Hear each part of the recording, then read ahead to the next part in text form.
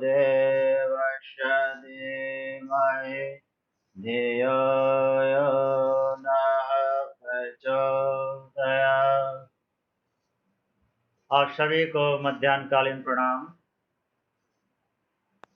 आज के क्लास की विषय वस्तु है टू वे रिलेटेड एनोवा। और एनोवा के जो वेरिएशंस हैं उसमें एडवांस मॉडल भी है, लेकिन आज मैं एनोवा की डिस्कशन को यहीं पे विराम दूंगा। आपको अपने रिसर्च में डेटा एनालिसिस के लिए एनोवा के और एडवांस मॉडल की ज़रूरत होगी, तो आप थोड़ा सेल्फ स्टडी भी करेंगे और उसके कैलकुलेशन के लिए SPSS में प्रैक्टिस भी करेंगे। और हम टू वे एनोवा के विषय वस्तु में प्रवेश करते हैं। मैं स्लाइड शेयर करता हूं।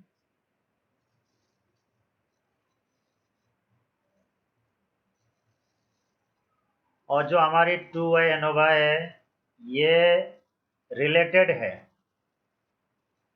यानी इसमें जो पार्टिसिपेंट्स हैं वो पार्टिसिपेंट्स का ग्रुप एक ही है। जो हमने कल की क्लास में चर्चा करी थी वो on related two way ANOVA था, ये रिलेटेड है। टू वे रिलेटेड एनोवा में इंडिपेंडेंट वेरिएबल हमेशा दो मुख्य होते हैं और हर मुख्य इंडिपेंडेंट वेरिएबल की कम से कम दो कंडीशंस होते हैं। तो इस तरह से हमारे पास दो इंडिपेंडेंट वेरिएबल मुख्य रूप से होंगे और प्रत्येक के दो दो कंडीशंस होंगे, तो हमारे पास ट्रीटमेंट ग्रुप 4 हो जाते हैं, यानी 4 कंडीशन जनरेट हो जाते हैं। तो जो हमारी 4 ट्रीटमेंट लेवल्स होंगे, कंडीशंस होंगे, उन सभी लेवल में से एक ही पार्टिसिपेंट्स का ग्रुप गुजरता है, यानी हमारे पास एक ही सैंपल ग्रुप होगा जो चारों कंडीशन से गुजरेगा। आपने रिसर्च डिज़ाइन में काउंटर बैलेंसिंग टेक्निक पढ़ा होगा।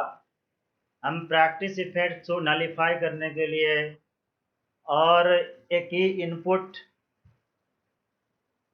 ही तरह के इनपुट प्राप्त करने के बाद जो पार्टिसिपेंट्स में एक मैचुरेशन आता है, उनकी जो रिस्पॉन्डिंग स्टाइल है उसमें संभावित परिवर्तन आ सकती है, उसको कम करने के लिए हम काउंटर बैलेंसिंग टेक्निक का यूज़ करते हैं। यानी हमारे पास यहाँ पे 4 ट्रीटमेंट कंडीशन है। मान लीजिए इसमें हमारे पास 16 पार्टिसिपेंट्स हैं, यानी 16 पार्टिसिपेंट्स का एक ग्रुप है हमारे पास।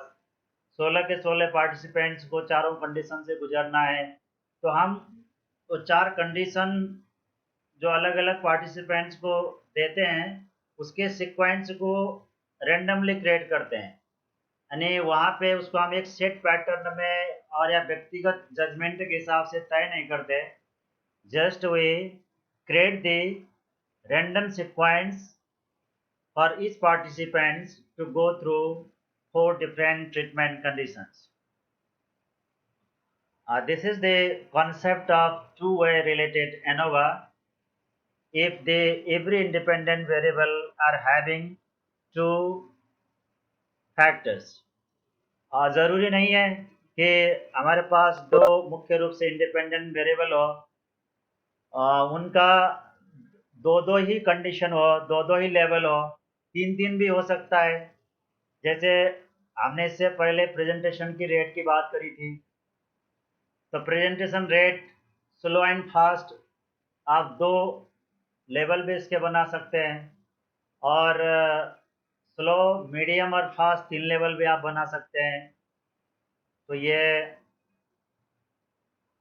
आपकी मर्जी है। हम आगे बढ़ते हैं, एक उदाहरण ले लेते हैं और इसको समझने की कोशिश करते हैं।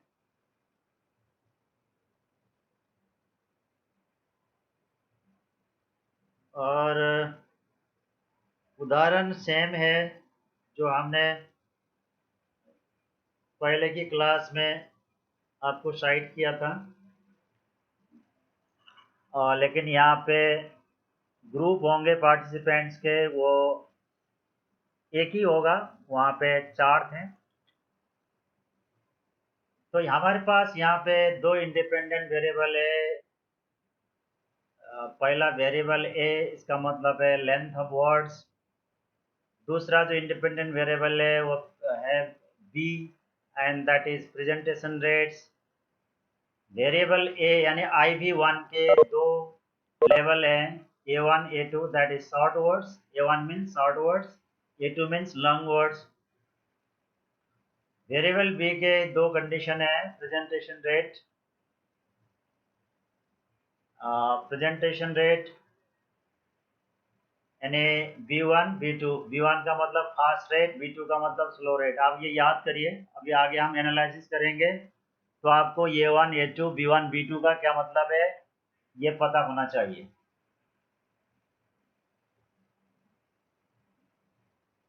यानी A1 short words, A2 long words, B1 fast rate, B2 slow rate. और ये मैंने आपको पहले बता दिया कि हमारे पास 4 ट्रीटमेंट कंडीशंस हैं, और 4 में ट्रीटमेंट कंडीशन से गुजरने के लिए हमारे पास पार्टिसिपेंट्स का ग्रुप एक ही है, इसीलिए इसको हम रिलेटेड कहते हैं या रिपीटेड मेजर भी कहते हैं।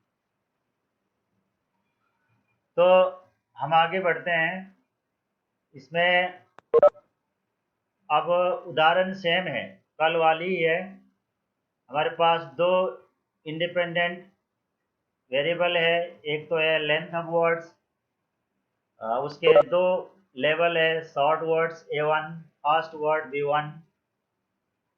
और सॉरी, जो हमारे पास 2 IB है, 2 IB के 2 लेवल हैं। पहला है IBA, उसके 2 लेवल है, शॉर्ट वर्ड्स A1 और लॉन्ग वर्ड्स A2। फिर हमारे पास IB2 है, वो रेट ऑफ प्रेजेंटेशन है। रेट ऑफ प्रेजेंटेशन के 2 लेवल है, फास्ट B1, स्लो B2। इस तरह से हम कॉम्बिनेशन बनाते हैं तो हमारे पास 4 ट्रीटमेंट कंडीशंस हो जाते हैं, A1 B1, A1 B2, A2 B1, A2 B2। और ये बात इससे आगे की टेबल से आपको और स्पष्ट होगा।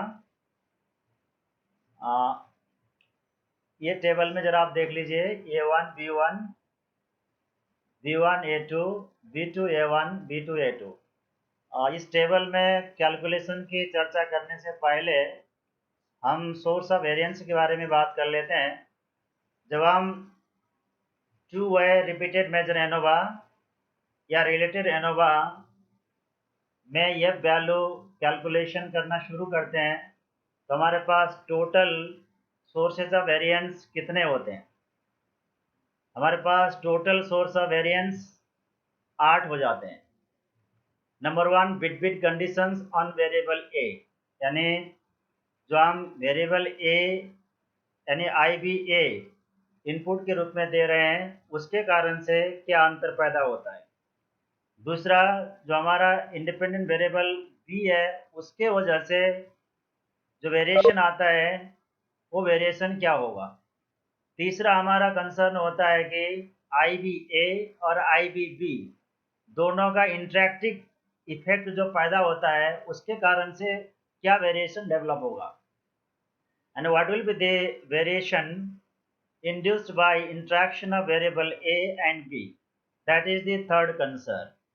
And if we are talking about the related to a ANOVA, I mean the repeated measure ANOVA, we have one more additional concern, that is the variance caused by within subject difference. जो participants अलग अलग participants के बीच में बुनियादी अंतर naturally exist करता है, उसके वजह से जो वेरिएंस डेवलप होता है डिपेंडेंट वेरिएबल में उसको हम बोलते हैं variance caused by the natural difference existing among the participants. इसको आप दूसरे शब्द में विद इन सब्जेक्ट्स वेरिएंस कह सकते हैं। रिसर्च के बाद हम इसको बोलते हैं विद इन सब्जेक्ट वेरिएंस। तो ये 4 तो मुख्य हो गए, इतने तो हम देखना चाहते हैं। ए का अलग से इफेक्ट क्या होगा, बी का अलग से इफेक्ट क्या होगा, ए और बी का इंटरेक्टिव इफेक्ट क्या होगा, और जो विद इन सब्जेक्ट फैक्टर है उसके वजह से क्या अंतर आएगा।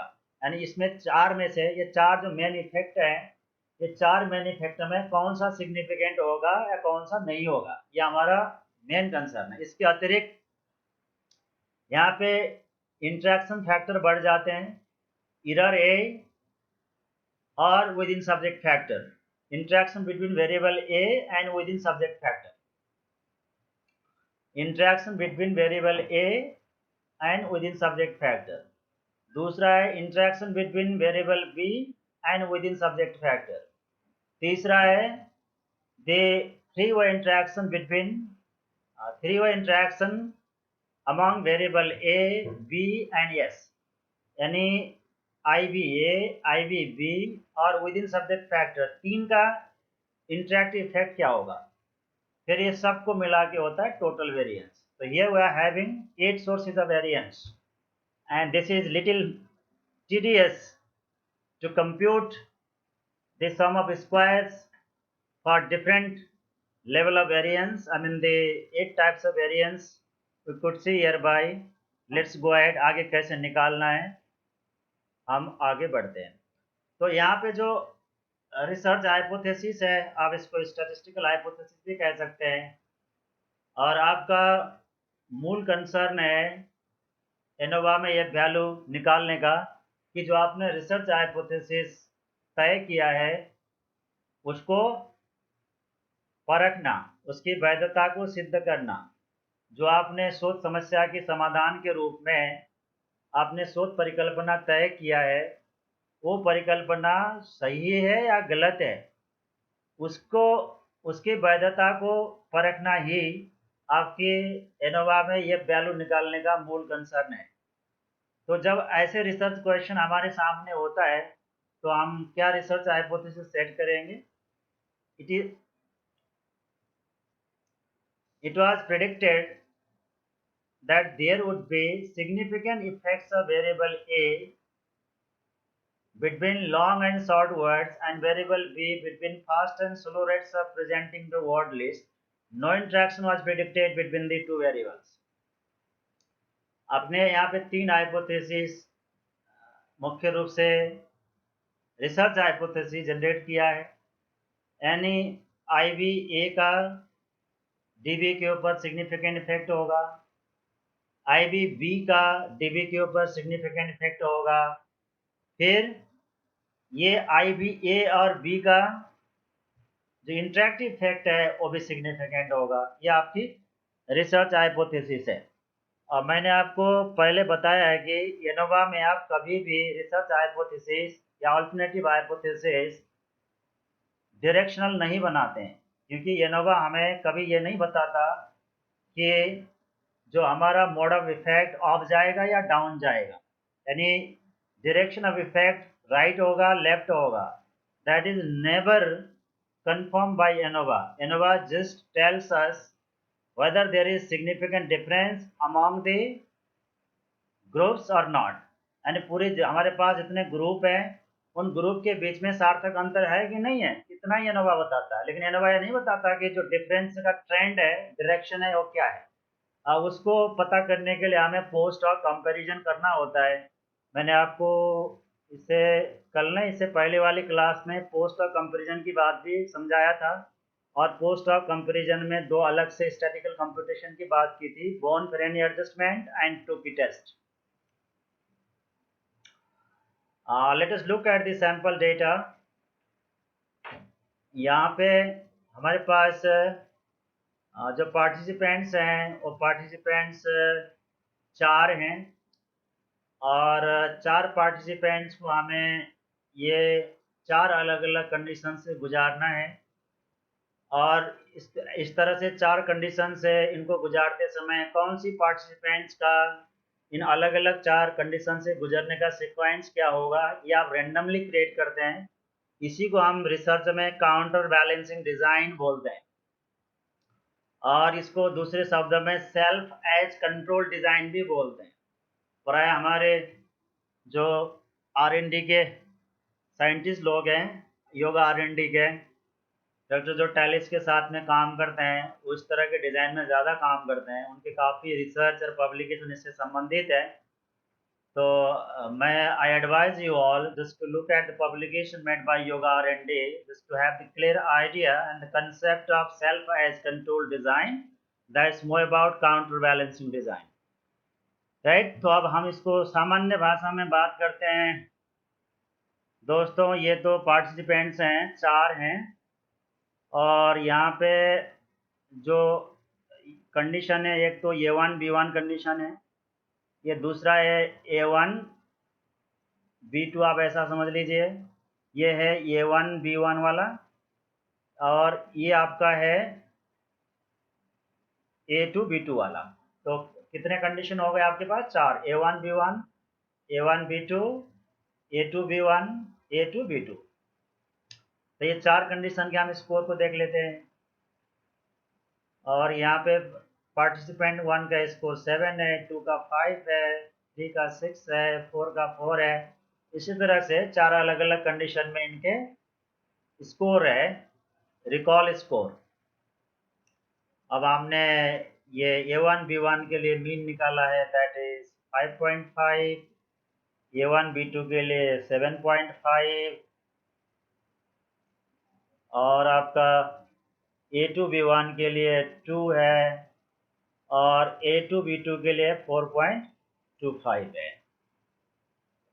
शायद आपको यहाँ तक स्पष्ट हो गया होगा। इसका कैलकुलेशन TDS है, फिर भी मैं आपको बहुत सामान्य भाषा में और हिंदी भाषा में बोल के समझाने की कोशिश कर रहा हूँ। मुझे आशा है आप इसको समझेंगे। ये नवा निकालने की आपकी हिम्मत और बुद्धि इससे ज़रूर डेवलप होगी। दोस्तों यहाँ पे अब हम इनोवा में जो अलग अलग तरह के वेरिएशन है उसको निकालने की कोशिश कर रहे हैं। अब ये A1 B1 के लिए है ये, तो इसका जो टोटल है, आपने टोटल जोड़ दिया। A1 B1 के लिए कितना आ गया? A1 B1 के लिए टोटल आ गया 22। B1 A2 के लिए टोटल आ गया 8। जोड़ना है भाई, ये बॉक्स के सारी चीज़ को जोड़ना है। और A1 B2 के लिए 30 हो गया, और A2 B2 के लिए 17 हो गया। इस तरह से आप पूरा इसको जोड़ देते हैं तो ग्रैंड टोटल 30 है, यहाँ 47 आ गया, और इस तरह से वर्टिकली आप जोड़ देते हैं तो 52 आ गया। सेम हियर, यहाँ वर्टिकल 25 आ गया। आप इसको जोड़िए, या आप इसको जोड़िए, तो टोटल ग्रैंड टोटल आ रहा है 77। तो यहाँ पे आप याद कर लीजिए, जो टोटल्स ए हैं, ए का टोटल्स ये है, ए का टोटल्स कितने हैं? 52 एंड 25, और बी का टोटल 30 एंड 47। ये आपको याद करना ज़रूरी है, पीछे आपको काम आएगा, ताकि आपका दिमाग न घूमे कि GA क्या है, TV क्या है। GA यानी 52 एंड 25, GB यानी 30 एंड 47। आगे बढ़ते हैं। अब हम एक एक सब्जेक्ट की बात कर लेते हैं, और एक एक सब्जेक्ट की आप, अब हमें यहाँ पे जो IBA है उसका भी प्योर इफेक्ट निकालना है, IBB का भी प्योर इफेक्ट निकालना है, दोनों की कंबाइंड इफेक्ट भी निकालनी है। तो हम अलग अलग बात कर रहे हैं। तो ये पार्टिसिपेंट 1 है, सब्जेक्ट 1 या सब्जेक्ट 2, सब्जेक्ट 3, सब्जेक्ट 4। इसका जो A1 और A2 का स्कोर एक बार आप देख लीजिए। मैं बैग ले जाता हूँ आपको।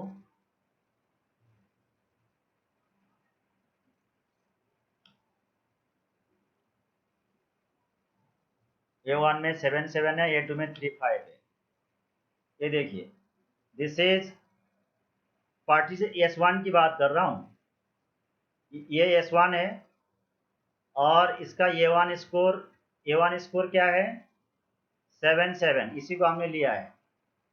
और ये S1 का AT स्कोर कितना है 35 है, ठीक है। इसी तरह से S2 के लिए कितना है 56 है, और S2 के लिए A2 स्कोर कितना है 13 है।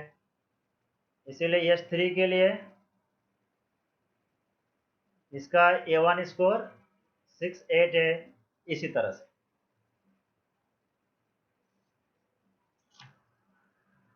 तो मुझे आशा है आपको समझ में आया होगा। और S1, S2, S3, S4 के लिए हमने इस तरह से लिया, और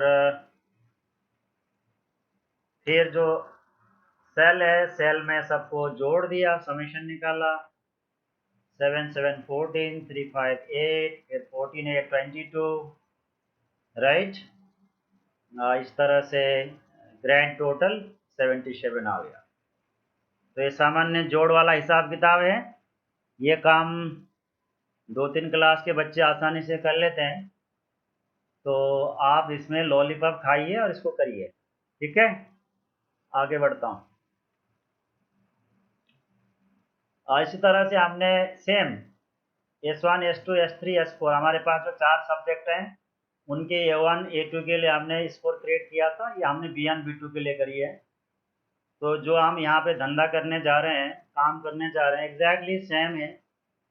वही आपको हर सेल में जोड़ना है, फिर सेल को टोटल करके हॉरिजेंटली टोटल करना है, वर्टिकली करना है, ग्रैंड टोटल निकालना है, एंड दैट इज TB।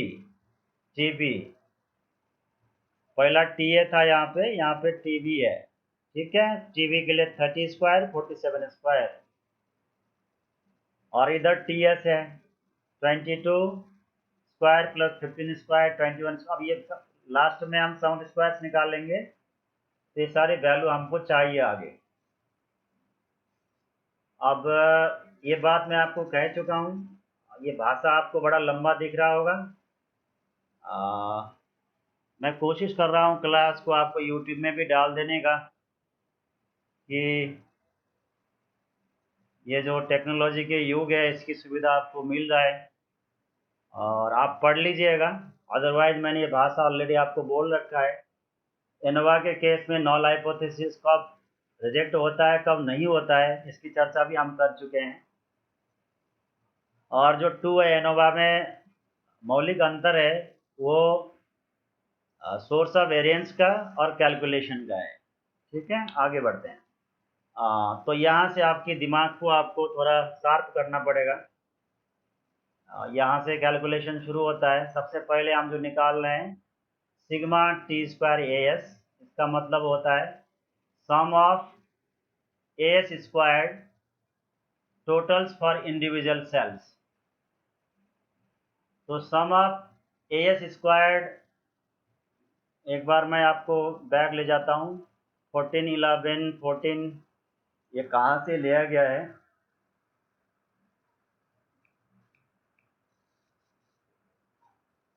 ये है, ये S1 ये है 14,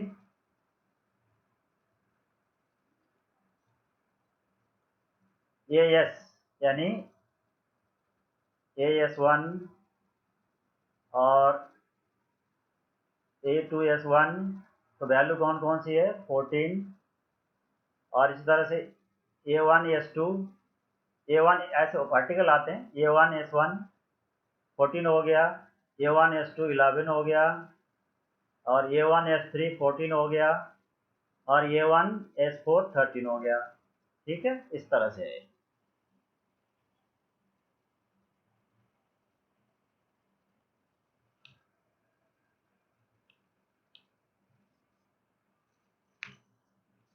तो पहले हमने सिग्मा टी स्क्वायर ये करनी थी, सिग्मा टी स्क्वायर यानी sum of A square totals. इसी तरह से सिग्मा टी स्क्वायर भी sum of square totals, sigma T square ये भी सम ऑफ ये भी square totals for individual sales.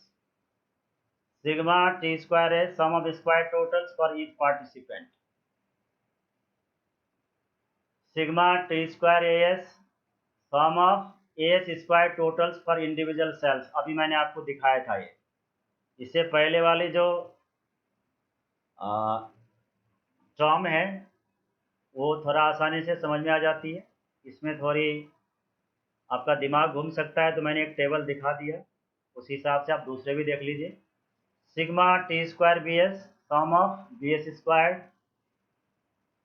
Small N का मतलब number of participants that is 4, हर कंडीशन में 4 पार्टिसिपेंट है यहाँ पे, या सब्जेक्ट है ऐसा भी आप कह सकते हैं। और ए का मतलब number of conditions for variable A, and independent variable के 2 लेवल हैं। कौन सी 2 लेवल बता सकते हैं? बोलिए, कोई नहीं बोल रहा है। 2 हैं, length of words short and long, 2 है। इसी तरह से number of conditions for variable भी कितने हैं बताइए? 2 है, यानी वेरिएबल बी मतलब प्रेजेंटेशन रेट है। प्रेजेंटेशन रेट के हमने कितने लेवल बना रखा है? 2, slow and fast. And the capital N का मतलब होता है टोटल नंबर ऑफ केसेस, हर कंडीशन में कितने कितने हैं? 4 4। तो टोटल कितने हो गए scores, total data points 4 group में 16 हो गए।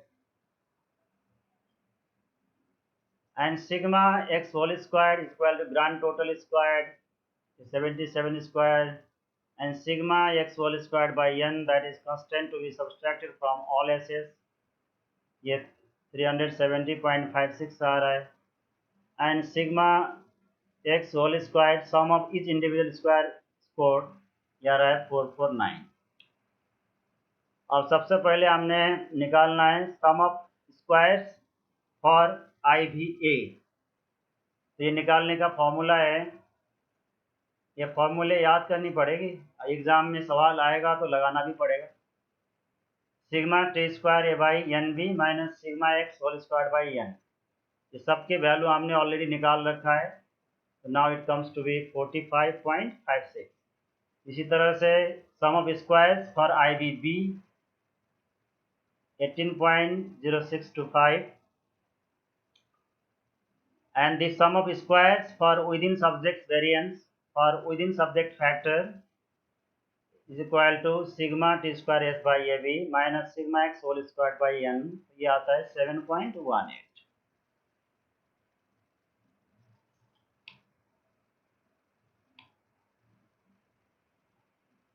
और इसी तरह से और ए और बी के लिए the sum of squares for the interactive effect of I B A and I B B, इसके लिए ये फॉर्मूला है, याद करिए। तो ये आ रहा है 0.0625। इसी तरह से this is the sum of squares for the interactive effect of IBA and within subject factor S, it comes to be 0.1875। ये फॉर्मूले सब याद करने पड़ेंगे भाई, वैसे आपको एग्जाम में तो ये फॉर्मूले याद करनी पड़ेगी।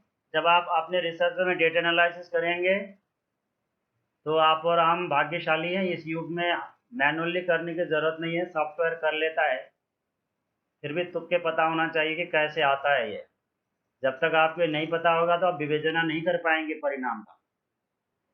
तो इसी तरह से the sum of squares for the interactive effect of I B B and within subset factor S is equal to, ये इतना हो गया।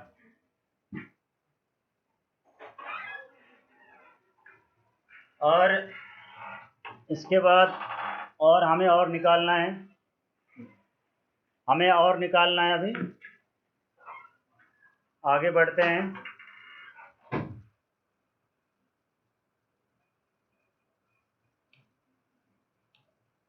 और total sum of squares sigma X square minus sigma X whole square by N, and it comes to be 78.4375। अब हम last में जो सम of squares निकाल रहे हैं that is the sum of squares for the interactive effect of A B and within subject factor. सामान्य भाषा में समझ लीजिए, लास्ट में जो हम सम ऑफ स्क्वायर्स निकाल रहे हैं वो इंडिपेंडेंट वेरिएबल ए, बी और जो विद इन सब्जेक्ट फैक्टर है उसका इंटरैक्टिव इफेक्ट के लिए है।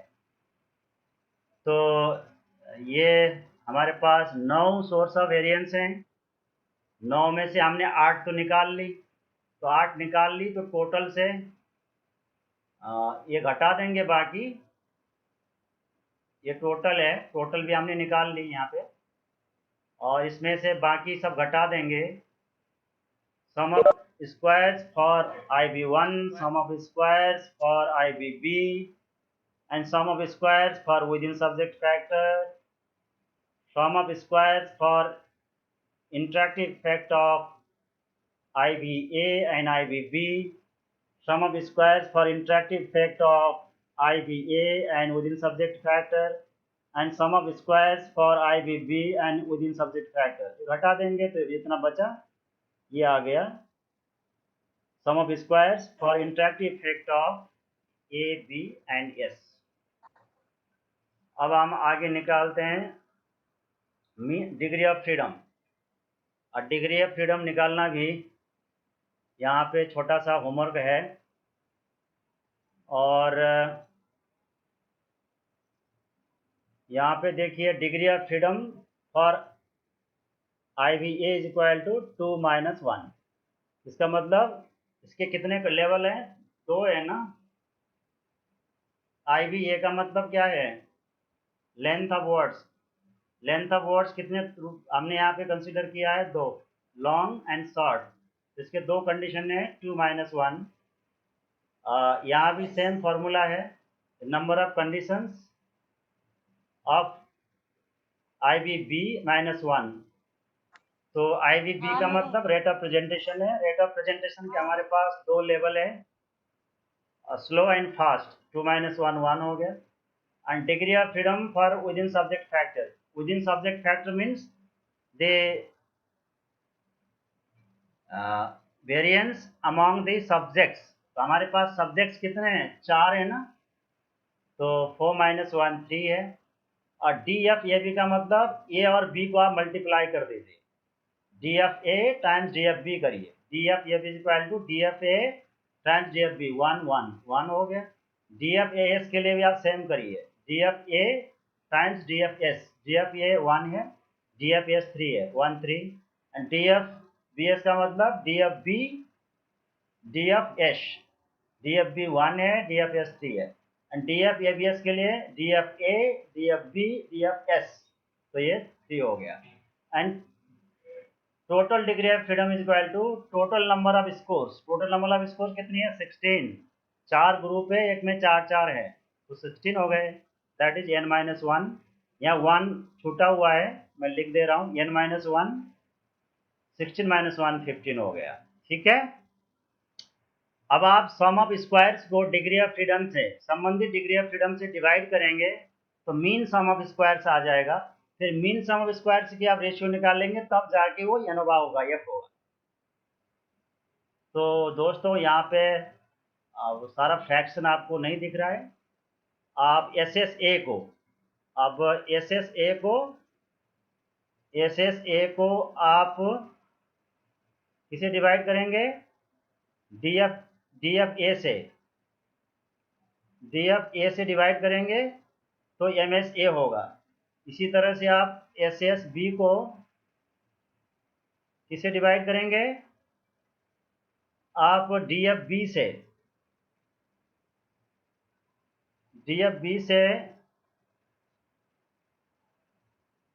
डिवाइड करेंगे तो MSB आएगा। तो इसी तरह से आपको निकालना है। यहाँ पे फ्रैक्शन आपको दिख नहीं रहा है तो मैंने आपको समझा दिया।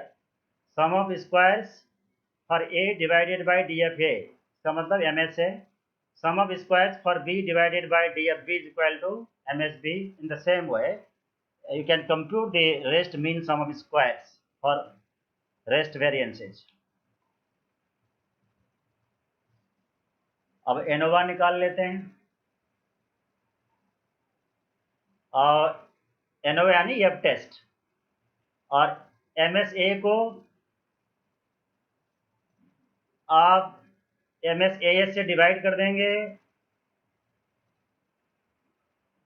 तो ये आ जाएगा F ratio and F value to determine the effect of independent variable A, ये हो गया। इसी तरह एम एस बी को आप एम एस बी एस से डिवाइड कर देंगे, तो that accounts for the F value to determine the effect of I V B. इसी तरह से F ratio for M S A B is equal to M S A B by M S A B S. इसका मतलब यह है कि ए और B के इंटरैक्टिव इफेक्ट सिग्निफिकेंट है कि नहीं है, इस बात को सुनिश्चित करने के लिए जो आपको एफ वैल्यू चाहिए वो एफ वैल्यू है। And F ratio for M S यानी विद इन सब्जेक्ट फैक्टर है, जो सब्जेक्ट्स के बीच में पैतृक भिन्नता है उसके वजह से जो वेरिएशन डेवलप होता है वो सिग्निफिकेंट है कि नहीं है, उसको प्राप्त के लिए जो आप एफ वैल्यू चाहिए उसके लिए है ये। तो M S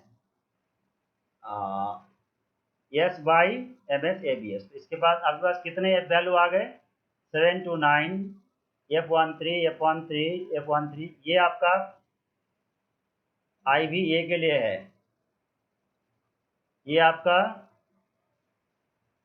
I V B के लिए है, ये आपका इंटरैक्टिव इफेक्ट है ए क्रॉस बी के लिए है, ये आपका जो विद इन सब्जेक्ट फैक्टर है, जब सब्जेक्ट्स के बीच में नेचुरल डिफरेंस एग्जिस्ट करते हैं उसके कारण से है।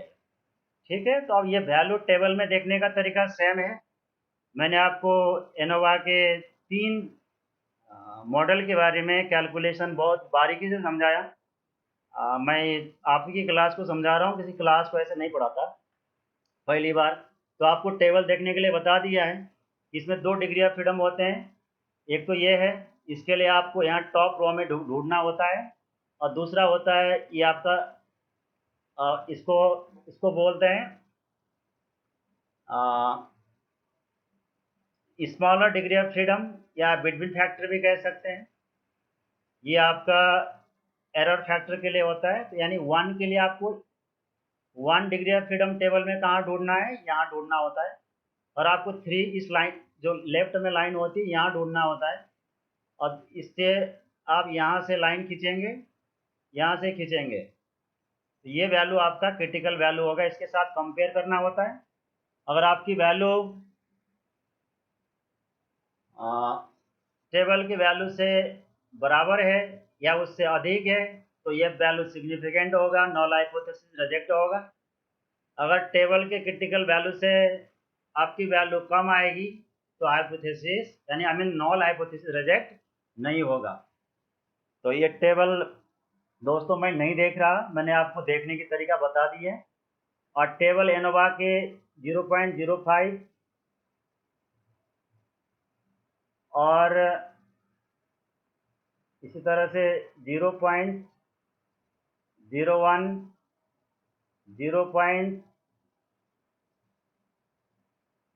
0.005 और 0.001 इसके लिए टेबल अलग अलग होता है।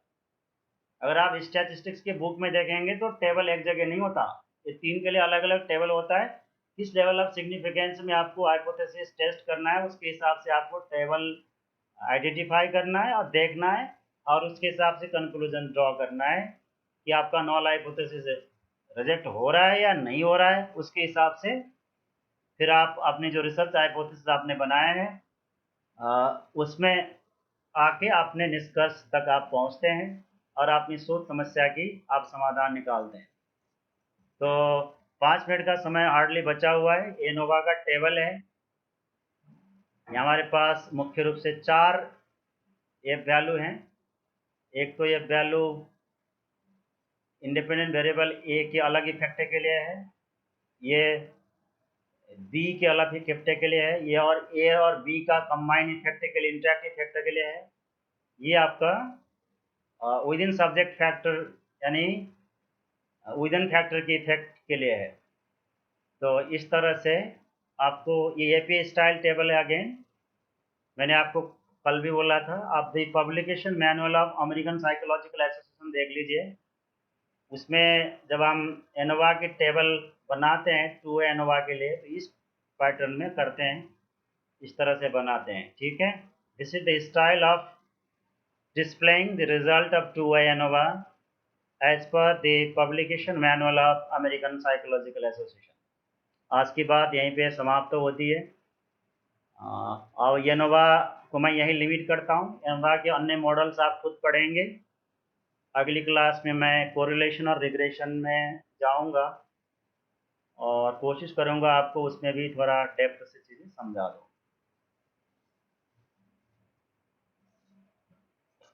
तो मैं आपको अनम्यूट करता हूँ क्वेश्चन एंड आंसर के लिए। आप कचेरी मत करिएगा, आपस में बात मत करिएगा, जिसको पूछना है वही बोलेगा। चलिए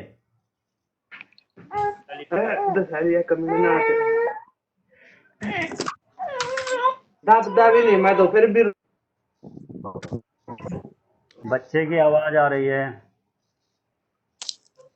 किसी को कुछ पूछना है? Just you have 2 minute, 2-3 minute hardly.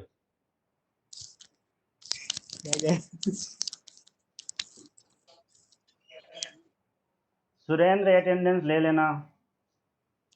आज ही बच्चे कम देख रहा हूँ, 17 ही बच्चे हैं जी। आज इसकी एनोवा भी छूट गई तो उसकी भला तो भगवान ही करेगा। कुछ एनी क्वेश्चन?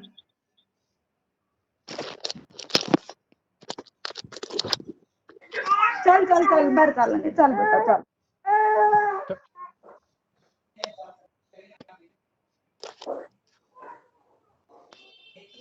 किसी को कुछ पूछना है?